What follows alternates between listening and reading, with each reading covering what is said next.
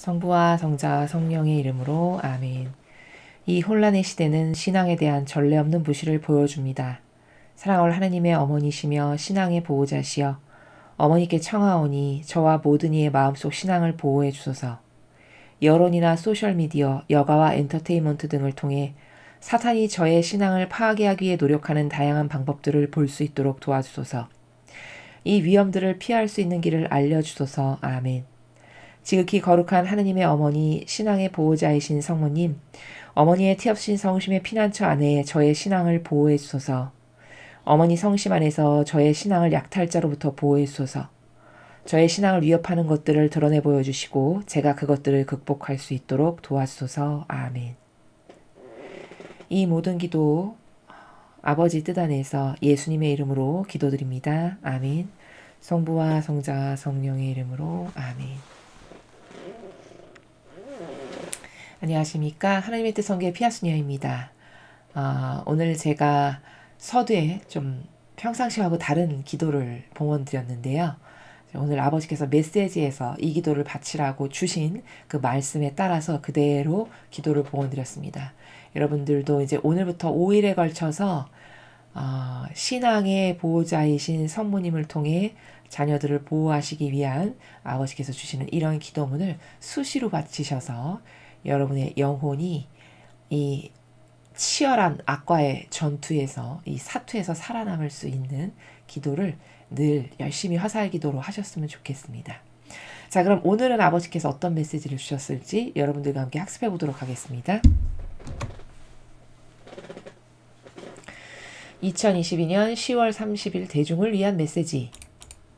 저 모리는 또다시 하느님 아버지의 성심이라고 알게 된 큰 불꽃을 봅니다. 하느님 아버지께서 말씀하십니다. 자녀들아, 요즘 시대 너희의 신앙은 선물이라는 점이 옹호되지 않고 있는 것이 사실이다. 또한 신앙은 높이 평가되고 있지도 너희 영혼의 중요한 것으로 소중하게 생각되고 있지도 않다.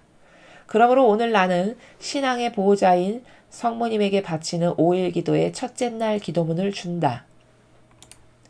제1일 이 혼란의 시대는 신앙에 대한 전례 없는 무시를 보여줍니다.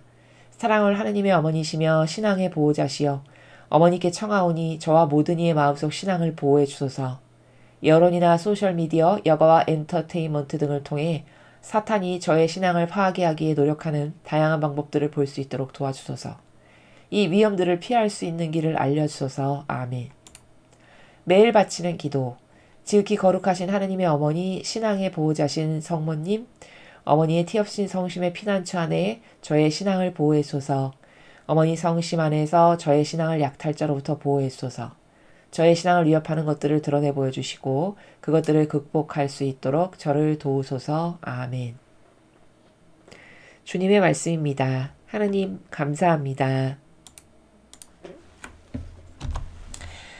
예, 어제 아버지께서 어제 메시지에서 약속하신 바와 같이 이 마지막 시대에 악으로부터 보호될 수 있는 우리의 피난처 되어주신 어머니의 성심께 자녀들을 바치는 그 첫째 날 기도를 오늘 아버지께서 가르쳐 주셨습니다. 자, 먼저 기도문을 가르쳐 주시기 전에 아버지께서 하신 말씀을 보시면요. 자녀들아, 요즘 시대 너희의 신앙은 선물이라는 점이 옹호되지 않고 있는 것이 사실이다. 이렇게 말씀하십니다. 자, 여러분은 여러분의 신앙을 하느님께서 주신 특별한 아주 소중하게 간직해야 될 선물이라고 혹시 생각하고 계십니까? 여러분의 양심의 마음에 손을 얹고 한번 고요히 조용히 혼자만 아버지를 의식하는 그 나라에서 곰씹어 보시기 바랍니다. 아마 신앙인이어도 그렇게 신앙이 나에게 너무너무 소중한 절대적이고 이것 어느 것하고도 바꿀 수 없는 절대적인 거야 라고 생각하는 사람은 참 드물 겁니다. 그게 이 시대가 마지막 시대라는 또 하나의 반증이죠. 자, 그런데 신앙이 왜 그럼 선물일까요? 그냥 막연히 감성에 빠져서 아유 그래 하나님께 감사해야지. 혹은 복 받으려고 혹은 믿으면 좋다니까 혹은 마음의 위안과 안위를 삼기 위하여 기타 등등 이런 어떤 인간적인 이유로 그래 신앙은 소중한 거야 이렇게 생각하는 것도 사실은 그렇게 수준 높은 차원의 반향은 아니죠. 자, 그렇다면 도대체 요즘 시대에 우리의 신앙이 선물이라는 점이 전혀 옹호되지 않고 있는데 그럼 왜 우리의 신앙이 선물일까요? 그리고 무엇에 근거하여 이것이 진실일까요? 자, 먼저 객관화를 이제 서서히 시켜보면 도대체 인류는 왜 신앙을 선물이라고 하는 개념이 없을까요? 그거는 다 유물론자로 살기 때문입니다.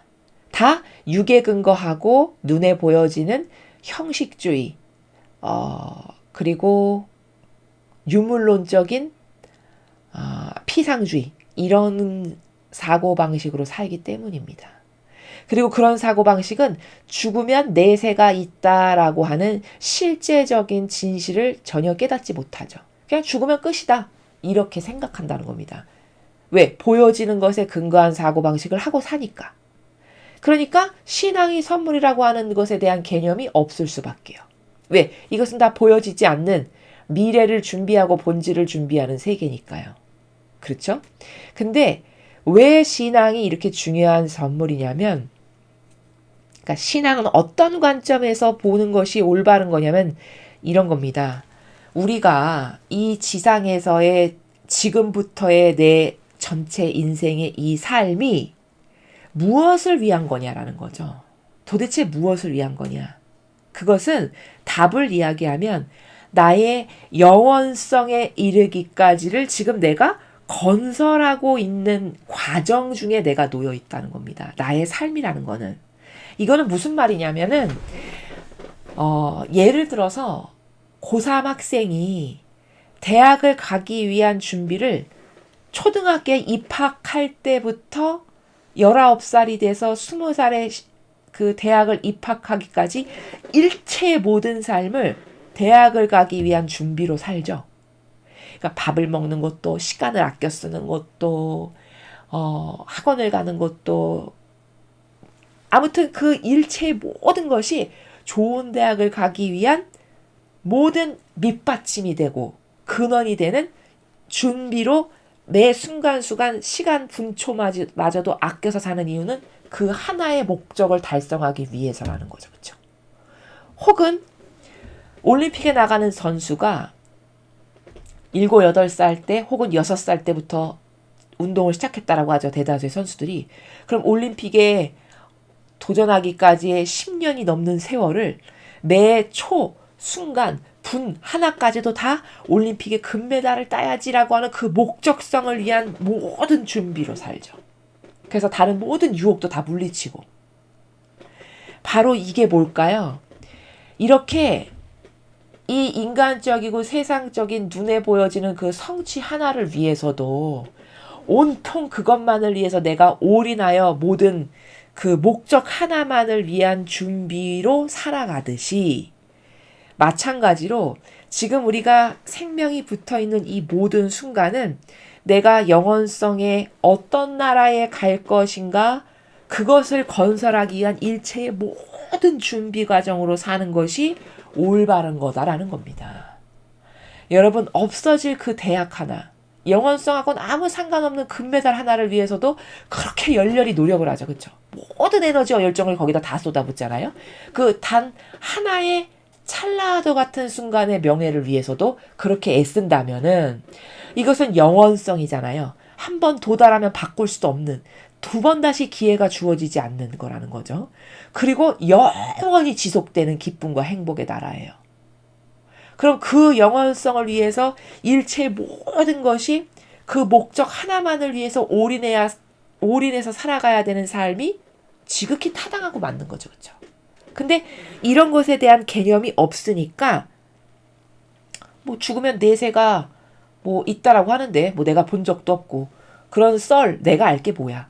이런 나라로 사니까 이렇게 인간적이고 세상적이고 육적인 어떤 것에 치우쳐서 처박혀서 혹은 애착과 집착하면서 허무하게 인생을 낭비하면서 살아가고 있는 거라는 겁니다.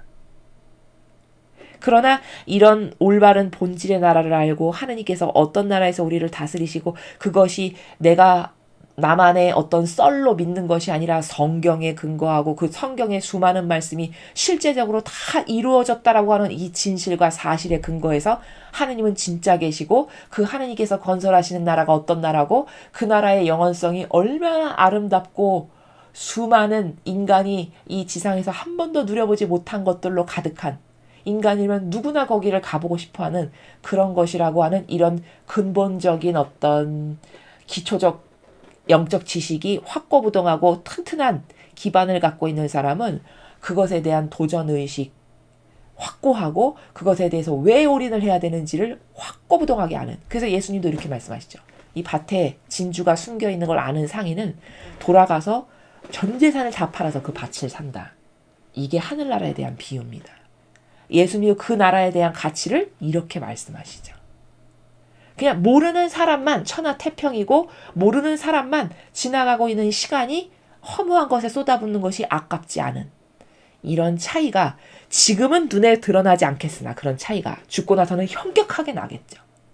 이런 거라는 겁니다. 그렇기 때문에 내 삶 전체를 하느님과 함께 매 순간을 행하고 살아감으로써 내가 숨쉬는 모든 순간의 일체 행위가 다 하늘나라에 가져다 놓을 수 있는 이런 삶으로 살아가는 것이 정말 똑똑한 사람이고 지혜로운 사람이고 예지가 있는 사람이고 슬기가 있는 사람이고 하늘나라가 어떤 데인지를 아는 사람이다라는 겁니다.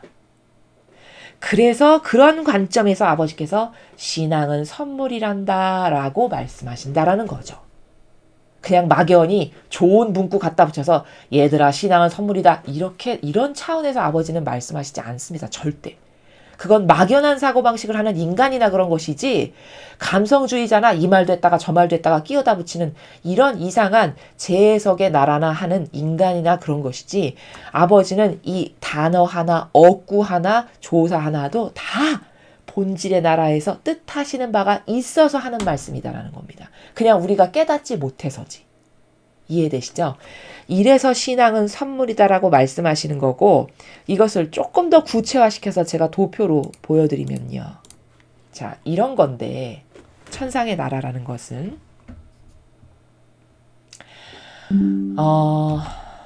지금 이렇게 다양한 차원의 계단이 보이시죠? 여러분 이렇게 다양한 차원이 천상의 나라는 이 다양한 차원을 6,000년에 걸쳐서 아니 7,000년 완성을 통해서 아버지께서 이 나라를 건설하시고자 하시는 겁니다.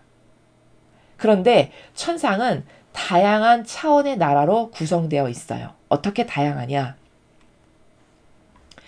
천상의 이 가장 아래 단계는 12지파가 가는 나라다라고 계시록에 되어 있죠. 그것을 도성의 성문이다 이렇게 표현합니다. 사도 요한이 본 환시에서. 그래서 각각의 문이 동서남북에 4개가 있는데 세 지파의 이름이 동서남북에 4개의 문에 각각 쓰여 있다 이렇게 전해주고 있죠. 그것이 12지파가 천상의 이 단계를 이루는 이런 차원이 있고 그 다음이 12제자가 그 담장의 주춧돌 문이 있으면 그 문 너머에 이제 그 본 건물에 도성의 담장의 주춧돌 그 주춧돌이 12제자의 이름이 역시 동서남북 각각 돌에 세 이름씩 써여 있다 이렇게 되어 있죠. 그게 12제자가 이 갈 나라의 차원이 또 이렇게 있다는 겁니다. 이거는 예수님의 인성의 축복이 주시는 시대가 12제자가 살아가면서 은총을 받았던 시대입니다. 자, 그리고 나서 지금은 신성의 축복의 시대입니다. 그래서 루이사 피카레타에게 주시는 그런 천상의 책이라고 하는 그 책을 통해서 우리가 살펴보면은 예수님의 신성께서 수많은 천상의 나라의 다양한 차원의 다중적이고 융복합적인 그런 차원의 나라에서 우리가 누릴 수 있는 그런 영적인 신성의 은총을 무한정 쏟아붓고 계시죠. 그 영혼을 통해서 그리고 우리가 지금 알게 되고 전달받고 있는 겁니다. 그런 신성의 축복의 시대가 그 다음 차원에 이렇게 있는 거고요. 그리고 이제 이 수많은 차원이 점점 고도화돼서 고결한 차원으로 가는 건데 이 차원의 나라는 정리하자면 결국 이 다양한 차원은 어떤 거냐. 이 신성의 축복의 시대에 예수님께서 주시는 그 은총을 통해서 신적 활동을 하는 영혼 다시 말해 신적 활동이라는 것은 예수님과 성모님께서 수행하신 정신세계를 나도 두 분을 모시고 내 마음 안에서 영혼 안에서 두 분과 함께 행하는 것. 그게 신적 활동입니다. 그 신적 활동을 얼마나 고도화된 양질의 것으로 행하느냐에 따라서 갈나라가 이렇게 결정되는 그런 다채로운 차원의 다양한 차원의 나라라는 거죠. 그래서 이 지금 많은 단계가 이렇게 있는데 이것은 다시 말하면은 영원성의 차원이 이렇게 그 시대별로 주시는 은총에 걸맞게끔 그리고 누가 그런 것에 맞는 합당한 반향을 하고 정신세계를 구현했느냐에 따라서 다양한 이렇게 차원이 영원성의 차원이 있다라는 것이고요. 그리고 지금 시대는 계시록의 마지막 후반부에 나와 있는 도성에 보니까 근데 본 건물은 없더라. 바로 그 본 건물을 구현하셔서 이 전체 아버지 나라를 완성하시는 시대에 지금 우리가 살아가고 있다는 겁니다.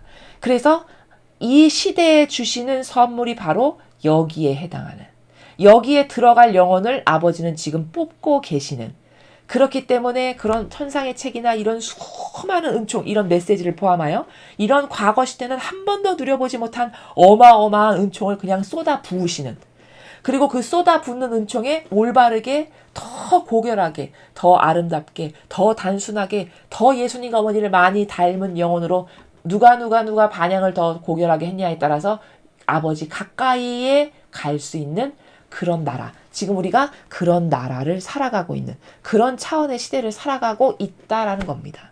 그래서 아까 여기 앞에 보면은 아버지께서 너희의 신앙은 선물이라는 점이 옹호되지 않고 있는 것이 사실이다. 바로 너희의 신앙은 선물이라고 말씀하신 그 차원이 지금 이 시대에 주시는 어마어마한 선물 여기에 해당한다라는 겁니다. 근데 이것을 높이 평가되기는커녕 알기는커녕 그렇죠? 아버지가 이렇게 매일 말씀하시고 계시록이나 다니엘서를 통해서 수많은 것들을 깨닫게 하시고 알려주시지만 그것이 무슨 말씀인지를 알지를 못해가지고 이것을 갈망할 수도 없고 구현하는 것은 어떻게 하는 건가 더더욱 알지 못하는 이런 시대에 지금 살아가고 있음을 아버지께서 말씀하시는 것이죠. 지금 우리는 이것을 구현하는 시대에 초대받고 있고 이 시대에 살아가고 있다. 이거는 실로 인류 역사상 지금 인류가 6,000년이 지났는데 마지막 7,000년기를 우리가 살아가고 있는데 하나님은 7,000년을 통해 이 전체를 완성하실 것이고 지금은 이 최고도의 가장 높은 차원의 계시록의 도성의 성전은 없더라고 하는 그 본 건물을 완성하시는 시대에 우리가 살아가고 있다. 그러면 어마어마한 선물이 지금 우리에게 부어지고 있고 그 선물에 누가 어떻게 반영하느냐에 따라서 이제 갈나라가 결정될 거다.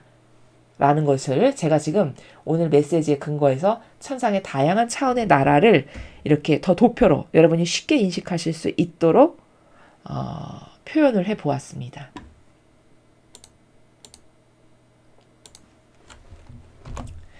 자, 그래서 너희의 신앙은 선물이다라고 하는 요 말씀의 차원의 나라가 무엇인지를 제가 지금 설명을 한 겁니다.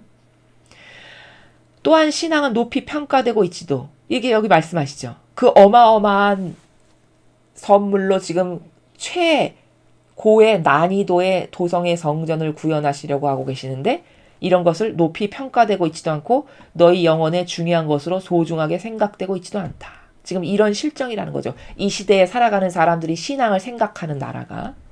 그러므로 오늘 나는 신앙의 보호자인 마리아에게 바치는 5일 기도의 첫째 날 기도문을 준다. 자, 이렇게 처절하게 비참한 시대니까 네가 지금 어떤 시대에 살아가고 있고 뭘로 초대받고 있고 무엇을 구현하기 위해 아버지께서 은총을 쏟아붓고 계신지도 너는 모르니까 그렇게 안타까운 시대에 도저히 안 되겠어서 수많은 영혼이 게다가 지옥으로 쌀에기 눈처럼 떨어지고 있는 이런 시대다 보니 이제부터 내가 5일에 걸쳐서 너의 신앙의 보호자인 어머니에게 너의 영혼을 너의 자유의지가 올바르게 반향을 하여 내어 맡겨서 봉헌을 드린다면 악으로부터 보호될 수 있는 그런 5일 기도의 첫째 날 기도문을 너에게 이렇게 주마 선물로 해서 지금 아버지께서 말씀하시는 선언적으로 말씀하시는 이런 아버지의 말씀이십니다. 그리고 이제 주신 것이 첫째 날 1일에 해당하는 이 기도문을 제가 앞에 서두에서도 기도를 했고 여러분에게 읽어드렸고요. 지금 세상이 이렇게 여론, 소셜미디어, 여가, 엔터테인먼트 이런 게 다 마귀가 영혼을 꼬드기는 건데 그것이 뭔지도 모르고 그저 인간적이고 육적인 기호, 정서, 경향만 만족하다 보니 여기에 빠져들어서 지금 무슨 시대인지도 모르고 전혀 관심이 없는 그런 것으로부터 저를 보호해 주세요. 라는 기도죠, 지금. 그리고 이제 매일 바치는 기도, 규칙적으로 매일 5일에 걸쳐서 꾸준히 바쳐야 될 어머니께 저의 자유의지로 어머니의 티 없인 성심 안에 제 영혼을 내적이고 외적인 모든 걸 다 봉헌드리니까 제발 저를 마귀로부터 보호하시고 지켜주십시오. 라는 이 청원의 기도, 요 두 가지의 기도를 아버지께서 선물로 주신 겁니다. 자, 앞으로 이제 5일에 걸쳐서 기도를 계속 주실 텐데요. 여러분 이런 내용을 이렇게 보시면은 여러분도 이것을 당장 보는 즉시 실천하시는 것이 매우 중요하지만 더 중요한 건 뭐냐. 이 강의를 듣고 여러분이 전하는 일을 하셔야 된다는 겁니다. 전해서 어떤 열매를 하나씩 맺으면 그게 여러분의 상급이 되는 거죠. 근데 들었는데 아무 열매도 맺지 못한다. 그것은 결코 올바른 자세가 아닙니다. 예수님이 성경에서 이렇게 말씀하시죠. 비유를 들어서. 내가 뭐 1달란트 맡기고 뭐 2달란트 맡기고 5달란트 맡기고 이렇게 길을 떠났는데 아무리 작아도 늘린 사람은 다 돌아와서 주인이 칭찬을 하잖아요. 근데 1달란트 줬더니 그냥 땅에다가 묻어놨다가 주인이 오니까 파서 다시 그대로 저는 주인님이 무서워가지고 그냥 땅에다 맡겨놨다 이렇게 파묻었다가 갖고 왔습니다. 이런 종은 엄청나게 혼났죠. 이게 뭘까요? 천상은요. 늙히지 않으면 그렇게 혼나는 나라라는 겁니다. 천상의 나라는 원리가 뭐냐? 뭐든지 늙혀라. 늙힌 사람이 가는 나라다라는 원리입니다. 그게. 그러니까 여러분도 이 지상에서 제가 아까 서두에 말씀드렸죠. 이 지상의 일평생의 생명에 붙어있는 동안의 삶은 마치 고3이 대학을 가기 위해서 초등학교 때부터 그 모든 것이 대학 가기 위한 다양한 발판이고 준비로 삶 전체를 살듯이 올림픽에 나가는 선수가 금메달 하나만을 바라보고 10수년 동안 그것만을 위해서 올인하듯이 그것은 사실 아무것도 아니고 왜? 다 없어질 거고 영원성하고 아무 관계도 없는 거니까. 그러나 이것은 영원성과 결부된 다시는 바꿀 수도 없는 그런 거기 때문에 그런 올림픽 선수나 고3이 준비하는 것과 같은 마음의 자세로 여러분의 일상생활의 모든 것이 다 하늘나라와 관련지어서 해야 된다는 겁니다. 그러면 그 영원성의 나라에 하나도 나는 늙힌 열매가 없다. 이러면 참 곤란해지겠죠. 그렇죠? 그러니까 여러분이 어떤 강의를 듣고 좋았어. 이거 정말 내 영혼이 깨닫게 되는 어떤 소출 있고 열매 맺는 게 있다. 그리고 정말 옆에 사람에게 가르쳐주고 싶다. 그러면 여러분이 직접 전하시던가 아니면 자신이 없어. 그러면 이런 강의를 전하셔서 그 영혼이 듣고 한 명이라도 깨닫고 더 하늘나라를 갈망할 수 있게끔 하면 그게 여러분의 열매가 되고 소출이 되는 거다라는 겁니다. 그렇게 해서 한 명이라도 더 하느님께 가까이 다가가게 하면 아버지가 기뻐하시겠죠. 지금 이렇게 비참한 수백 명이 배교하는 시대라고 하시는데 그래서 우리가 올바로 된 자냐면 부모님을 기쁘게 하는 게 내 기쁨이죠. 그러니까 여러분도 그런 마음과 그런 올바른 반향을 하셔서 더 아버지께 많은 기쁨을 드리는 그런 자녀들이 되셨으면 좋겠습니다. 이상으로 2022년 10월 30일 대중을 위한 메시지 해설을 마치겠습니다. 감사합니다.